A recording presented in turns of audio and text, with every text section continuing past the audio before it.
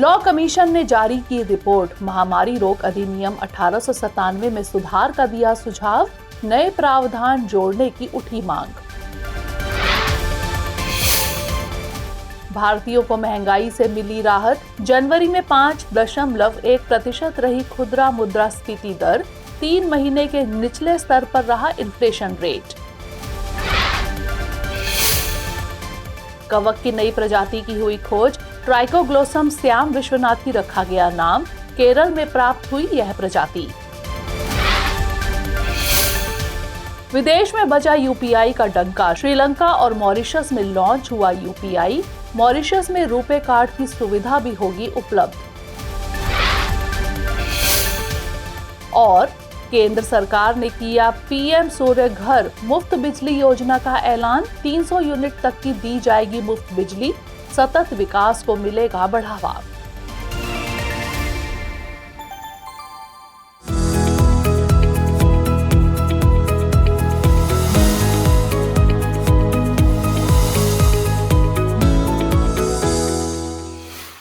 भारत के 22वें विधि आयोग ने हाल ही में अपनी रिपोर्ट संख्या 286 प्रस्तुत की है।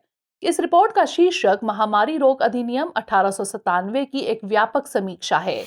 इस रिपोर्ट में आयोग ने माना कि यह कानून काफी पुराना है और आधुनिक महामारी की समस्याओं से निपटने में असक्षम है। ऐसे में आयोग द्वारा इसे संशोधित करने के कई सुझाव दिए गए हैं। रिपोर्ट में सिफारिश की गई है कि महामारी रोग अधिनियम 1897 को संशोधित करते हुए इसमें क्वारंटाइन, आइसोलेशन और लॉकडाउन जैसे प्रावधान शामिल हो।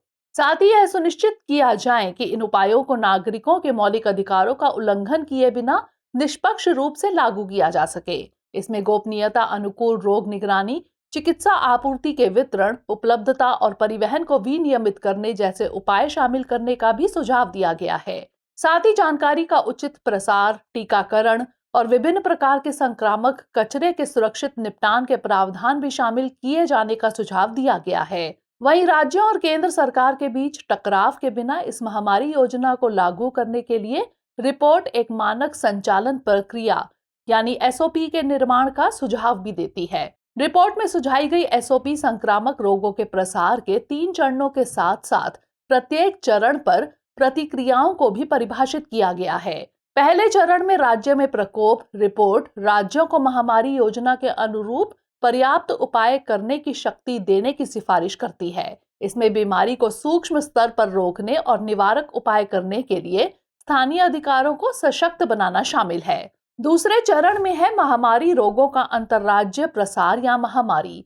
इस चरण में आयोग के अनुसार केंद्र सरकार के पास महामारी योजना के आधार पर नियम बनाने की शक्ति होनी चाहिए, जबकि राज्यों को इन नियमों के अनुसार कार्य करने चाहिए। तीसरा चरण संक्रामक रोगों से अत्यधिक खतरा है।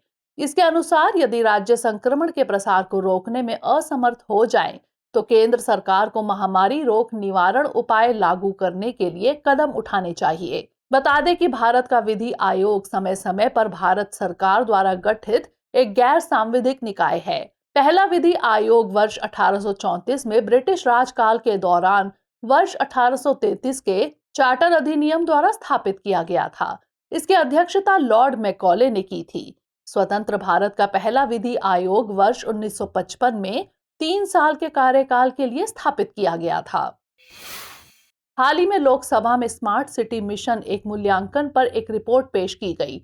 इस रिपोर्ट में संसदीय समिति ने स्मार्ट सिटी मिशन के दूसरे चरण को शुरू करने की सिफारिश की है।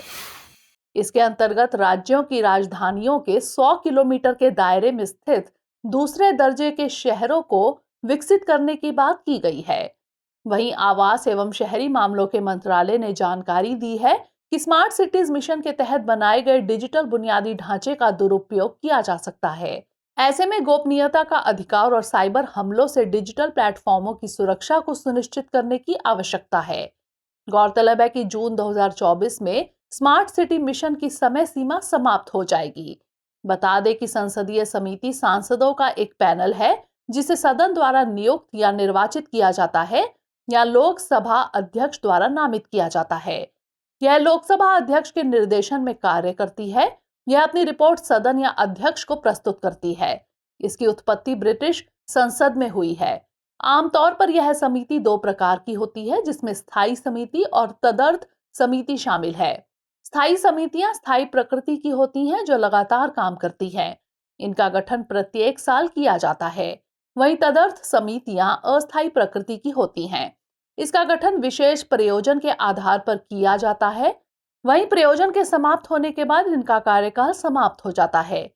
संसदीय समिति को भारतीय संविधान के अनुच्छेद 105 और अनुच्छेद 118 के अंतर्गत अधिकार प्राप्त है, जिसमें अनुच्छेद 105 सांसदों के विशेषाधिकारों से संबंधित है, जबकि अनुच्छेद 118 संसद को अपनी प्रक्रिया और कार्य संचालन को विनियमित करने के लिए नियम बनाने का अधिकार देता है।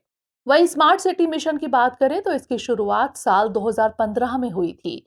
इस मिशन का मकसद भारत सरकार द्वारा स्मार्ट शहरों को विकसित करना था। हाल ही में ग्रामीण विकास और पंचायती राज पर संसदीय स्थायी समिति ने अपनी 37वीं रिपोर्ट सदन में पेश की है।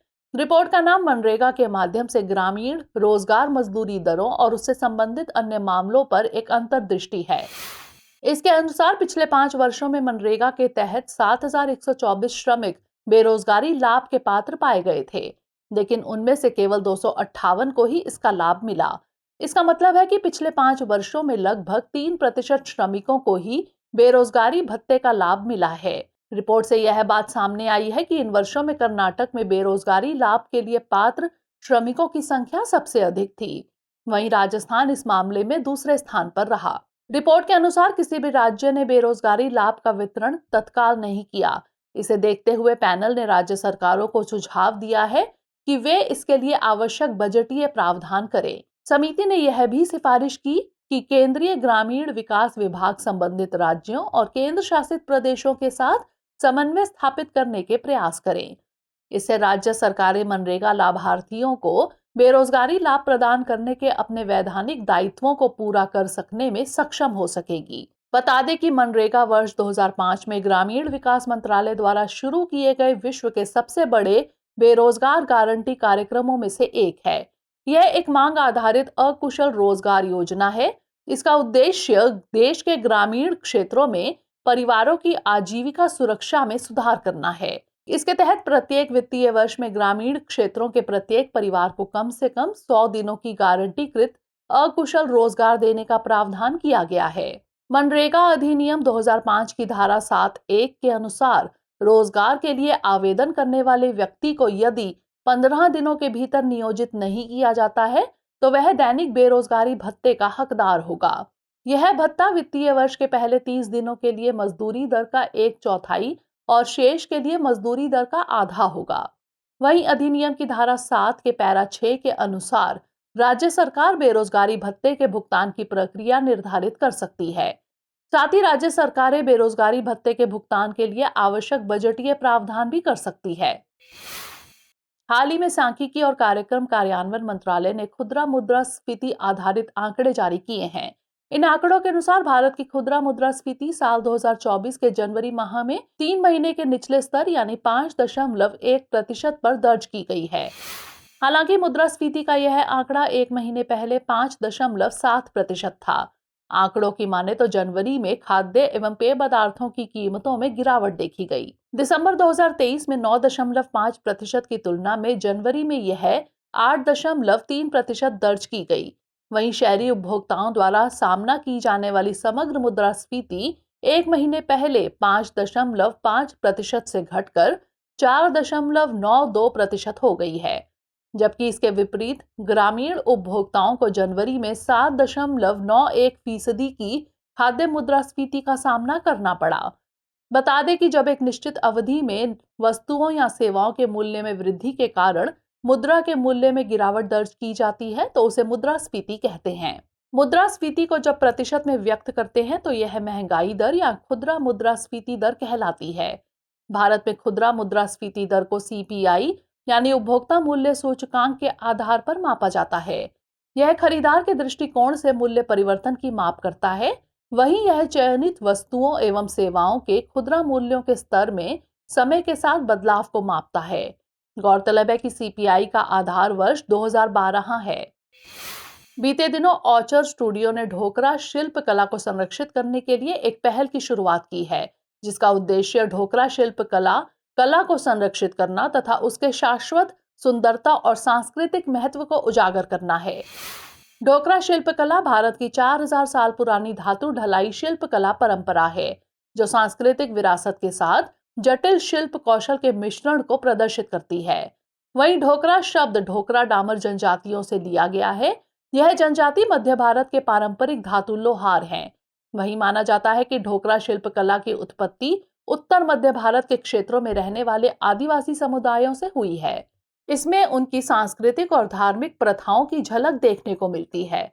इसके निर्माण में लॉस्ट वैक्स तकनीक का उपयोग किया जाता है। लॉस्ट वैक्स प्रक्रिया धातु ढलाई की विधि है, जिसमें पिघली हुई धातु को एक सांचे में डाला जाता है। इसमें मोम मॉडल का इस्तेमाल किया जाता है, जिसमें कारीगर मधुमक्खी के मोम में सावधानी पूर्वक पैटर्न और डिजाइन तैयार करते हैं। इसके अंतर्गत जानवरों, पक्षियों, देवताओं और आदिवासी प्रतीकों की रचना की जाती है। जानकारी के लिए बता दें कि ऑचर स्टूडियो भारत में छत्तीसगढ़ राज्य के बस्तर क्षेत्र के कारीगरों और शिल्पकारों के साथ काम करने की पहल है। इसकी स्थापना साल 2018 में की गई थी। हाल ही में वैज्ञानिकों ने कवक की एक अनोखी प्रजाति की खोज की है। इसकी खोज केरल के वन अनुसंधान संस्थान त्रिशूर में की गई है। इस अनोखी प्रजाति का नाम ट्राइकोग्लोसम श्याम विश्वनाथी रखा गया है। बता दें कि इसका नाम प्रसिद्ध वैज्ञानिक श्याम विश्वनाथ के नाम पर रखा गया है, जिन्होंने भारत में वानिकी के क्षेत्र में महत्वपूर्ण योगदान दिया था। इनकी खोज केरल वन अनुसंधान संस्थान एवं भारतीय वनस्पति सर्वेक्षण और हैदराबाद विश्वविद्यालय के शोधकर्ताओं के द्वारा की गई है। शोधकर्ताओं का मानना है कि यह प्रजाति पौधों की उर्वरता बढ़ाने में मदद करती है। साथ ही ट्राइकोग्लोसम प्रजातियां कार्बनिक पदार्थों के अपघटन में महत्वपूर्ण भूमिका निभाती हैं। इसके अलावा वे मृत पौधों का अपघटन करके वन पारिस्थितिकी तंत्र में पोषक तत्वों को पुनः चक्रित करने में मदद करते हैं। दरअसल खोजी गई नई प्रजाति जियोग्लोसेसी परिवार से संबंधित है। यह प्रजाति मशरूम जैसी दिखती है, वहीं यह काले या भूरे रंग के गहरे रंगों में क्लब के आकार में पाए जाते हैं। इसकी उपस्थिति उष्णकटिबंधीय और शीतोष्ण कटिबंधीय वनों में देखने को मिलती है। हालांकि दुनिया भर में ट्राइकोग्लोसम की करीब 55 प्रजातियों की पहचान की गई है, जबकि भारत में ट्राइकोग्लोसम की प्रजातियों की विविधता बहुत कम देखने को मिलती है। ट्राइकोग्लोसम को आमतौर पर बालों वाली पृथ्वी जीव कवक के रूप में जाना जाता है। हाल ही में कार्बन नैनोट्यूब के सोडियम उत्प्रेरित संश्लेषण की एक नई विधि विकसित की गई है। इसमें 750 डिग्री सेल्सियस के तापमान पर ग्लास सबस्ट्रेट पर कार्बन नैनोट्यूब को संश्लेषित किया गया। यह प्रयोग प्लाज्मा संवर्धित रासायनिक वाष्प जमाव तकनीक का उपयोग करके किया गया है। यह नई विधि ऊर्जा अनुसंधान, बायोमेडिकल क्षेत्रों और ऑप्टो इलेक्ट्रॉनिक्स में मददगार साबित हो सकती है। वहीं इसे रिचार्जेबल बैटरियों के लिए भी उपयोगी माना जा रहा है। बता दें कि CNT यानी कार्बन नैनोट्यूब कार्बन परमाणुओं से बने बेलनाकार आकार के अणु होते हैं। ग्राफीन की एक शीट को लपेटकर इसे बनाया जाता है। इसकी खोज साल 1991 में वैज्ञानिक सुमियो लिजिमा ने की थी। यह 1 नैनोमीटर से कम व्यास वाले एकल दीवार या बहु दीवार वाले हो सकते हैं। वहीं यह बिल्डिंग ब्लॉक में एक साथ जुड़े हुए नैनोट्यूब होते हैं, जिनका व्यास 100 नैनोमीटर से अधिक होता है। इनकी लंबाई कई माइक्रोमीटर या मिलीमीटर तक हो सकती है। कार्बन नैनोट्यूब स्टील से अधिक मजबूत होते हैं। वे असाधारण यांत्रिक गुण प्रदर्शित करते हैं। इसे स्टील से 10 गुना अधिक मजबूत माना जाता है। यह अपने असाधारण गुणों के चलते आधुनिक प्रौद्योगिकी के लिए महत्वपूर्ण हो जाते हैं। इसका उपयोग रिचार्जेबल बैटरी, लचीले इलेक्ट्रॉनिक्स, एरोस्पेस, पारदर्शी इलेक्ट्रोड, सुपर कैपेसिटर में किया जा रहा है। साथ ही चिकित्सा सहित विभिन्न क्षेत्रों में इसका उपयोग किया जा रहा है। जानकारी के लिए बता दें कि ग्राफीन एक द्विआयामी कार्बन का अपर रूप है। इसमें हेक्सागोनल जाली पैटर्न में व्यवस्थित कार्बन परमाणुओं की एक पतली परत होती है। इसकी खोज पहली बार साल 2004 में आंद्रे गीम और कॉन्स्टेंटिन नोवोसेलोव द्वारा किया गया था। इसे अभी तक ज्ञात सबसे पतला और मजबूत पदार्थ माना जाता है। यह स्टील से करीब 200 गुना अधिक मजबूत होता है। इसमें उच्च तापीय और विद्युत चालकता तथा फैलाव एवं उच्च पारदर्शिता जैसे अद्वितीय गुण पाए जाते हैं। ये गुण ग्राफीन को इलेक्ट्रॉनिक्स, कंप्यूटर चिप, ऊर्जा भंडारण, बायोमेडिकल इंजीनियरिंग सहित कई क्षेत्रों के लिए उपयोगी बनाते हैं। हाल ही में CMS यानी प्रवासी प्रजातियों के संरक्षण पर कॉन्फ्रेंस ऑफ पार्टीज का 14वां सम्मेलन आयोजित किया गया। इसका आयोजन उज्बेकिस्तान के समरकंद में किया गया। इस दौरान विश्व की प्रवासी प्रजातियों की स्थिति पर रिपोर्ट जारी की गई, जिसमें यह बात सामने आई कि मानव जनित गतिविधियों के चलते लाखों प्रवासी जानवरों की प्रजातियां खतरे में हैं। वहीं इन गतिविधियों के कारण जलीय पारिस्थितिकी तंत्र सबसे अधिक प्रभावित हुई है, जिसमें CMS के तहत सूचीबद्ध 97% प्रवासी मछलियां विलुप्त होने के कगार पर हैं। इनमें खतरों का सामना कर रही कुल मछली प्रजातियों में से 28 प्रजातियों को IUCN की रेड लिस्ट के तहत क्रिटिकली एंडेंजर्ड के रूप में वर्गीकृत किया गया है। वहीं CMS के परिशिष्ट 1 में दर्ज 180 प्रजातियों में से 142 प्रजातियों पर विलुप्त होने का खतरा मंडरा रहा है, जबकि परिशिष्ट 2 की 477 प्रजातियों की संख्या में गिरावट देखी जा रही है। बता दें कि CMS संयुक्त राष्ट्र पर्यावरण कार्यक्रम के अंतर्गत एक पर्यावरण संधि के रूप में कार्य करता है। यह प्रवासी जानवरों और उनके आवासों के संरक्षण और स्थायी उपयोग के लिए एक वैश्विक मंच प्रदान करता है। इसे बॉन कन्वेंशन के नाम से भी जाना जाता है। यह कई अन्य अंतर्राष्ट्रीय संगठनों एवं गैर सरकारी संगठनों के साथ भी सहयोग करता है। इसके 2 परिशिष्टों में स्थलीय और जलीय स्तनधारियों, सरीसृपों, मछलियों, पक्षियों और कीड़ों की प्रजातियों को कवर किया गया है। पार्टियां इन सूचीबद्ध जीवों की कड़ाई से रक्षा करने, इनके निवास स्थानों को संरक्षित करने या उन्हें पुनर्स्थापित करने की दिशा में प्रयास करती हैं। हाल ही में केंद्रीय आवास और शहरी मामलों के मंत्रालय द्वारा किए गए एक अध्ययन में PM स्वनिधि या PM street vendors Atmanirbhar Nidhi योजना के संबंध में मूल्यांकन किए गए हैं। इस अध्ययन में यह पाया गया है कि योजना के तहत प्रदान की गई 10,000 रुपए की पहली किश्त से प्रत्येक लाभार्थी को 23,460 की अतिरिक्त वार्षिक आय हुई। यह अध्ययन इंडियन स्कूल ऑफ बिजनेस के सेंटर फॉर एनालिटिकल फाइनेंस द्वारा किया गया था। रिपोर्ट के अनुसार सर्वेक्षण में शामिल 95% लोगों के लिए PM स्वनिधि ऋण उनका पहला बैंक ऋण था। वहीं उनमें से 72% का यह पहला व्यावसायिक ऋण था। अध्ययन के अनुसार जिन लाभार्थियों ने 10,000 रुपए का पहला ऋण लिया था, उनमें से 94% ने इसका उपयोग व्यावसायिक निवेश के लिए किया। वहीं जिन लोगों ने दूसरा ऋण लिया था, उनके मामले में यह आंकड़ा 98% था। रिपोर्ट में कहा गया है कि पहले ऋण के परिणाम स्वरूप प्रति माह 1,955 या ऋण की 1 वर्ष की अवधि के दौरान 23,460 की अतिरिक्त आय हुई। इतना ही नहीं, 2022 में वितरित ऋण का केवल 9% ही NPA में बदला। बता दें कि PM स्वनिधि योजना को वर्ष 2020 में कोविड-19 लॉकडाउन से प्रभावित स्ट्रीट वेंडरों के लिए किया गया था। इसका उद्देश्य किफायती कार्यशील पूंजी ऋण की पेशकश करके उनकी आजीविका को फिर से शुरू करने में मदद करना था। योजना के आरंभ में एक लाभार्थी 10,000 रुपए तक का लाभ उठा सकता है। इसके पुनर्भुगतान पर 20,000 रुपए का लाभ उठा सकता है। दूसरे ऋण को चुकाने के बाद लाभार्थी 50,000 रुपए तक के तीसरे ऋण के लिए आवेदन करने का पात्र है। हाल ही में भारत की UPI यानी यूनिफाइड पेमेंट इंटरफेस सेवाओं की शुरुआत श्रीलंका और मॉरिशस में की गई है। इसके साथ ही मॉरिशस में भारत की रुपे कार्ड सेवाएं भी शुरू की गई हैं। इसकी शुरुआत के बाद अब श्रीलंका और मॉरिशस की यात्रा करने वाले भारतीय नागरिकों के साथ साथ भारत की यात्रा करने वाले मॉरिशस के नागरिकों के लिए UPI निपटान सेवाएं उपलब्ध हो सकेंगी। तो वहीं मॉरिशस में रुपे कार्ड सेवाओं के विस्तार से मॉरिशस के बैंक मॉरिशस में रुपे तंत्र के आधार पर कार्ड जारी करने में सक्षम होंगे। साथ ही भारत और मॉरिशस दोनों में निपटान के लिए रुपे कार्ड के उपयोग की सुविधा उपलब्ध होगी। इसके कुछ ही समय पहले फ्रांस भारत की UPI सेवाएं अपनाने वाला पहला यूरोपीय देश बना था। आज 30 से भी अधिक देशों में भारतीय UPI सेवाएं उपलब्ध हैं। भारत के UPI की यह सफलता बताती है कि भारत फिनटेक इनोवेशन और डिजिटल पब्लिक इंफ्रास्ट्रक्चर में वैश्विक नेता बनने की कगार पर है। बता दें कि UPI को national payments corporation of India यानी NPCI द्वारा विकसित किया गया है। यह मोबाइल फोन के माध्यम से इंट्रा बैंक लेन देन की सुविधा के लिए एक तत्काल वास्तविक समय भुगतान प्रणाली है। इसकी शुरुआत वर्ष 2016 में हुई थी। वहीं रुपे भारत का एक वैश्विक कार्ड भुगतान नेटवर्क है, जिसकी दुकानों, ATM और ऑनलाइन सेवाओं सभी पर व्यापक स्वीकृति है। हाल ही में नीति आयोग ने ग्रो नामक पहल की शुरुआत की है। यह पहल एक रिपोर्ट और पोर्टल है जो राष्ट्रीय प्रतिबद्धताओं के अनुरूप है। इसका लक्ष्य साल 2030 तक 26 मिलियन हेक्टेयर खराब भूमि को बहाल करना है।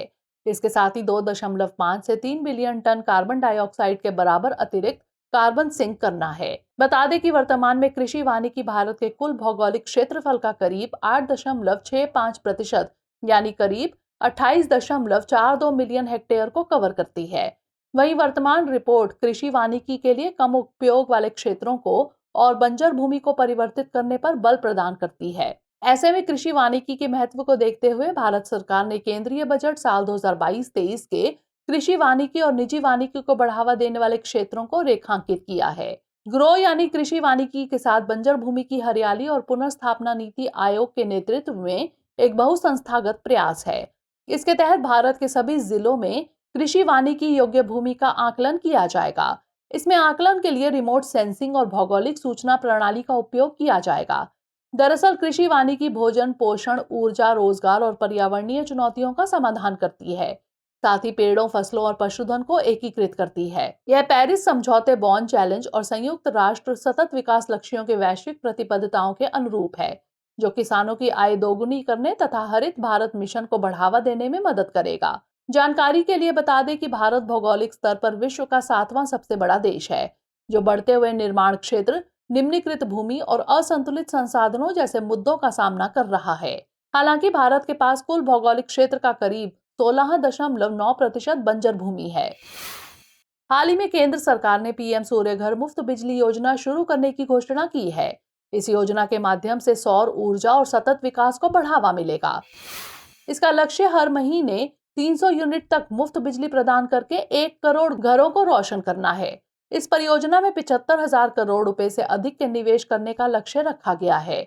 योजना के तहत शहरी स्थानीय निकायों और पंचायतों के अधिकार क्षेत्रों को शामिल किया जाएगा। वहीं सौर प्रणाली को बढ़ावा देने के लिए घरों की छत पर रूफटॉप स्थापन को प्रोत्साहित किया जाएगा। यह योजना 17 सतत विकास लक्ष्यों में से एक, सभी के लिए सस्ती, विश्वसनीय, टिकाऊ और आधुनिक ऊर्जा तक पहुंच पर आधारित है। बता दें, सतत विकास वह विकास है जो भविष्य की पीढ़ियों की जरूरतों को पूरा करने की क्षमता से समझौता किए बिना वर्तमान की जरूरतों को पूरा करती है। वहीं एसडीजी यानी सतत विकास लक्ष्य 17 लक्ष्यों का एक समूह है, जिसका उद्देश्य साल 2030 तक सभी लक्ष्यों की प्राप्ति करना है। ये लक्ष्य विविध रूप से तैयार किए गए हैं, जिनमें गरीबी उन्मूलन, स्वास्थ्य सेवा और शिक्षा, असमानता को कम करने, आर्थिक प्रगति को प्रोत्साहित करना है। साथ ही जलवायु परिवर्तन और हमारे महासागरों और जंगलों की रक्षा के लक्ष्य निर्धारित किए गए हैं। इन लक्ष्यों के साल 2015 में संयुक्त राष्ट्र के सभी सदस्य देशों द्वारा अपनाया गया था। खबरों के बाद अब बुलेटिन से जुड़े 5 सवालों पर डालते हैं एक नजर। बुलेटिन पर आधारित 5 प्रश्न इस प्रकार हैं। पहला प्रश्न है, विधि आयोग के संदर्भ में निम्नलिखित कथनों पर विचार कीजिए। 1, यह भारत सरकार द्वारा गठित एक गैर सांविधिक निकाय है। 2, पहला विधि आयोग वर्ष 1834 में स्थापित किया गया था। 3, स्वतंत्र भारत का पहला विधि आयोग वर्ष 1965 में स्थापित किया गया था। उपर्युक्त कथनों में से कितने गलत हैं? केवल 1, केवल 2, सभी 3 या फिर इनमें से कोई भी नहीं। अगला प्रश्न है, पीएम सूर्य घर मुफ्त बिजली योजना के संदर्भ में निम्नलिखित कथनों पर विचार कीजिए। 1, यह केंद्र सरकार द्वारा प्रायोजित एक ग्रामीण विद्युतीकरण योजना है। 2, इसके अंतर्गत 300 यूनिट तक मुफ्त बिजली प्रदान की जाएगी। 3, इस परियोजना में 75,000 करोड़ रुपए से अधिक के निवेश करने का लक्ष्य रखा गया है। उपर्युक्त कथनों में से कितने सही हैं? केवल 1, केवल 2, सभी 3 या फिर इनमें से कोई नहीं। अगला प्रश्न है, यूनिफाइड पेमेंट इंटरफेस के संदर्भ में निम्नलिखित कथनों पर विचार कीजिए। 1, यह मोबाइल फोन के माध्यम से इंट्रा बैंक लेन देन की एक त्वरित भुगतान प्रणाली है। 2, इसे national payments corporation of India द्वारा विकसित किया गया है। 3, इसकी शुरुआत साल 2018 में हुई थी। उपर्युक्त कथनों में से कितने कथन गलत हैं? केवल 1, केवल 2, सभी 3 या फिर इनमें से कोई नहीं। अगला प्रश्न है, ढोकरा शिल्पकला के संबंध में निम्नलिखित कथनों पर विचार कीजिए। 1, यह भारत की 4000 साल पुरानी धातु ढलाई शिल्पकला परंपरा है। 2, इसकी उत्पत्ति भारत के क्षेत्रों में रहने वाले आदिवासी समुदायों से हुई है। 3, इसके निर्माण में लॉस्ट वैक्स तकनीक का उपयोग किया जाता है। उपर्युक्त कथनों में से कितने कथन सही हैं? केवल 1, केवल 2, सभी 3 या फिर इनमें से कोई नहीं। अंतिम प्रश्न है, कार्बन नैनोट्यूब के संबंध में निम्नलिखित कथनों पर विचार कीजिए। 1, यह कार्बन परमाणुओं से बने बेलनाकार आकार के अणु होते हैं। 2, इसकी खोज सुमियो लिजिमा ने की थी। 3, इसे स्टील से 10 गुना अधिक मजबूत माना जाता है। उपर्युक्त कथनों में से कितने कथन सही हैं? केवल एक, केवल दो, सभी तीन या फिर इनमें से कोई भी नहीं। चलते चलते डालते हैं कुछ छोटी मगर जरूरी खबरों पर एक नजर। हाल ही में भारत के पूर्व मुख्य न्यायाधीश रंजन गोगोई को असम के सर्वोच्च नागरिक पुरस्कार असम वैभव से सम्मानित किया गया है। असम सरकार ने पूर्व मुख्य न्यायाधीश रंजन गोगोई को यह पुरस्कार न्याय और न्यायशास्त्र के क्षेत्र में उनके योगदान के लिए दिया है। बता दें कि असम वैभव पुरस्कार की शुरुआत वर्ष 2021 में की गई थी। यह संस्करण इस पुरस्कार का तीसरा संस्करण है। पहला असम वैभव पुरस्कार उद्योगपति रतन टाटा को दिया गया था। इस पुरस्कार में 5 लाख रुपए का नगद पुरस्कार और आजीवन चिकित्सा उपचार दिया जाता है, जिसका खर्च असम सरकार द्वारा वहन किया जाता है। हाल ही में पहली बार सीआरपीएफ, बीएसएफ और सीआईएसएफ जैसे केंद्रीय सशस्त्र पुलिस बलों के लिए कांस्टेबल भर्ती परीक्षा हिंदी और अंग्रेजी के अलावा 13 क्षेत्रीय भाषाओं में भी आयोजित की जा रही है। हिंदी और अंग्रेजी के अलावा प्रश्न पत्र अब असमिया, बंगाली, गुजराती, मराठी, मलयालम, कन्नड़, तमिल, तेलुगु, उड़िया, उर्दू, पंजाबी, मणिपुरी, कोंकणी में दिए जा रहे हैं।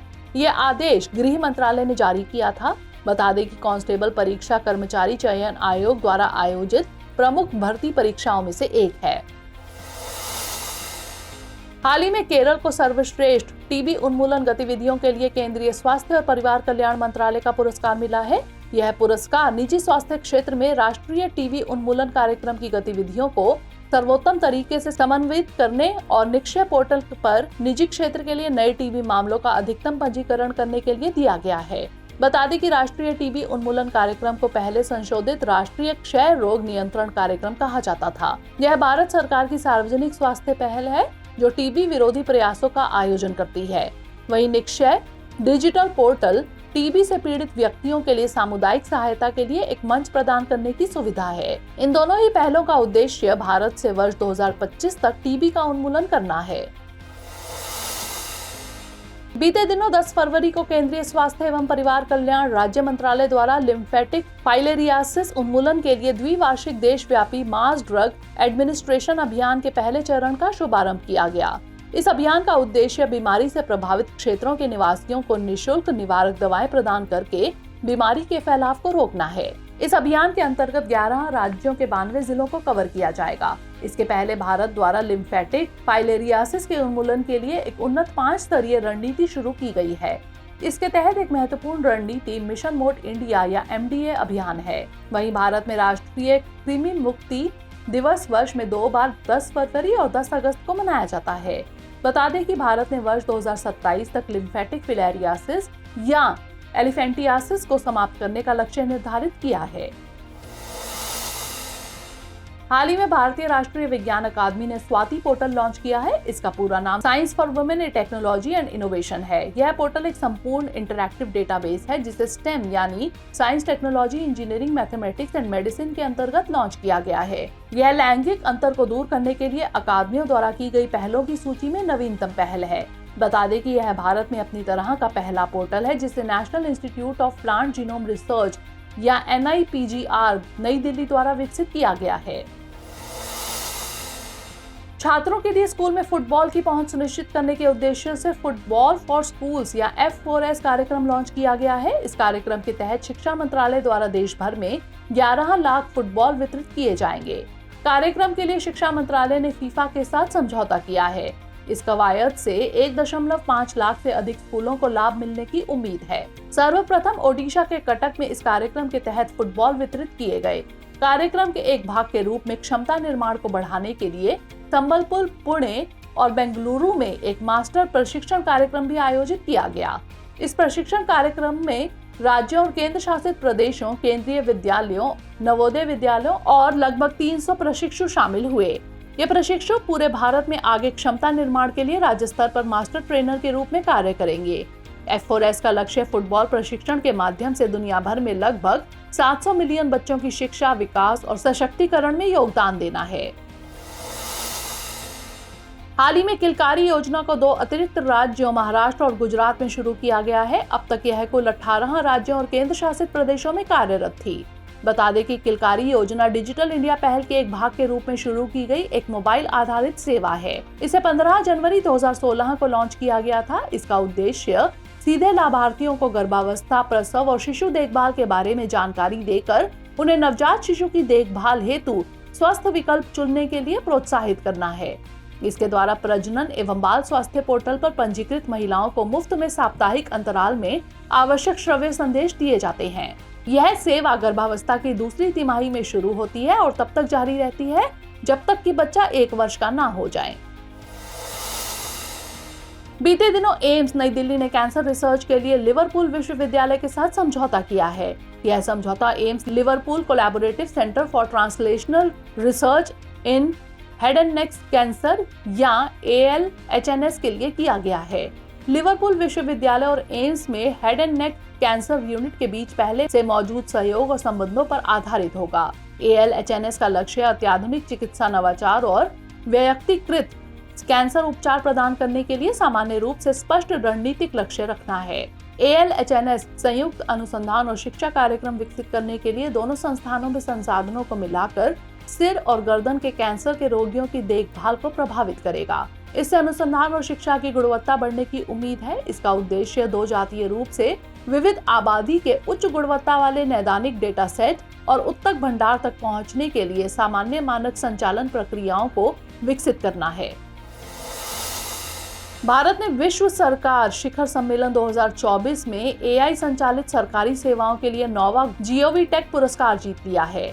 भारत को यह पुरस्कार आर्टिफिशियल इंटेलिजेंस संचालित सरकारी सेवाओं में अपने अग्रणी प्रयासों के लिए दिया गया है। यह वार्षिक पुरस्कार संयुक्त अरब अमीरात की सरकार द्वारा स्थापित किया गया है। इसे सरकारी संस्थाओं, केंद्रीय या स्थानीय सरकारों को रचनात्मक और नवीन समाधानों को पहचानने के लिए दिया जाता है। भारत को यह पुरस्कार सड़क परिवहन और राजमार्ग मंत्रालय की परिवर्तनकारी योजना आई रास्ते के लिए मिला। यह सरकार, उद्योग और शिक्षा जगत की एक सहयोगी पहल है जो AI प्रौद्योगिकी के एकीकरण के माध्यम से सड़क सुरक्षा बढ़ाने को लेकर प्रयासरत है। कर्नाटक में एक बार फिर क्यासानूर वन रोग या KFD का वायरल प्रकोप बढ़ गया है। बता दें कि क्यासानूर फॉरेस्ट डिजीज एक जूनोटिक बीमारी है। यह सर्वप्रथम बंदरों में पाई गई थी। यही कारण है कि इसे आम बोलचाल की भाषा में मंकी डिजीज कहा जाता है। यह क्यासानूर फॉरेस्ट डिजीज वायरस या KFDV के कारण होता है जो मुख्य रूप से मनुष्यों और बंदरों को प्रभावित करता है। इसकी पहचान सर्वप्रथम वर्ष 1957 में कर्नाटक के क्यासानूर वन के एक बीमार बंदर में की गई थी। तब से प्रतिवर्ष 400 से 500 व्यक्तियों के इससे संक्रमित होने के मामले दर्ज किए जाते रहे हैं। इसके संचरण का मौसम नवंबर से मई तक होता है। 1957 से 2012 तक KFD कर्नाटक तक ही सीमित था। हालांकि 2013 के बाद पश्चिमी घाट के निकटवर्ती राज्यों जैसे तमिलनाडु, केरल, गोवा और महाराष्ट्र में मामले सामने आने लगे। ज्यादातर संक्रमित लोग हालांकि स्वस्थ हो जाते हैं, लेकिन फिर भी KFD में मृत्यु दर 2 से 10% तक है। प्रिय व्यूअर्स, हमारी टीम कोशिश करती है कि आपको दी गई खबरों में एक भी गलती ना हो, लेकिन यदि किसी सोर्स या ह्यूमन एरर की वजह से ऐसी गलती हो जाती है तो इस वीडियो के कमेंट बॉक्स में उस गलती को सुधार कर पिन कर दिया जाता है। यह आपको कमेंट बॉक्स में सबसे ऊपर दिखाई देता है। डियर व्यूअर्स, अपने एग्जाम की तैयारी को और बेहतर करने के लिए हमारे चैनल को लाइक, शेयर और सब्सक्राइब करना न भूलें।